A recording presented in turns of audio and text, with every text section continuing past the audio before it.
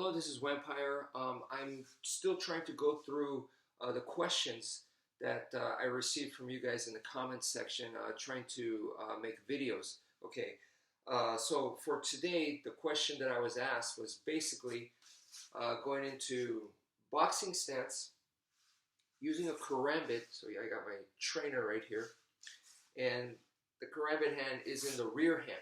So from right here and doing boom, boom, boom, boxing. Okay, so in this kind of situation, they were saying, how do you go from this to the Heaven6? And that they were having trouble with that. And my guess is the reason why this is happening is because you're focusing on this stance, okay, this starting position.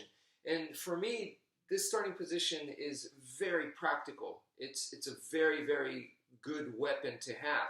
But if you're having trouble with that, don't worry about it. And you have to understand that the Heaven6 is 6 movements. 1, 2, 3, 4, 5, 6. 1, 2, 3, 4, 5, 6. And it doesn't matter if you start with number 1. You don't have to. You could start with number 2, 3, 4, 5, 6. It just keeps going and going and going. So you could start with any of those numbers, okay? And the other thing to remember is when it comes down to it, the Heaven6 is really just made up of 2 motions, which is open and closed. Open and closed. That's it, okay? So when you look at a boxing stance or a Muay Thai stance, to us in Filipino martial arts, that's just an open stance, okay? And so when we look at the Heaven6, once again, it's made up of open and closed. So let me show that. So this is the starting position. 1, 2, 3, 4, 5, and 6. Number 1 is closed. Number 2 is closed. Number 3, this is the open. So this is where the boxing stance or Thai boxing stance. Okay, and then 4 is closed. 5 is closed. Number 6 is open. And then we go back to the beginning. So number 3 and number 6 are open. And that's where you could link it.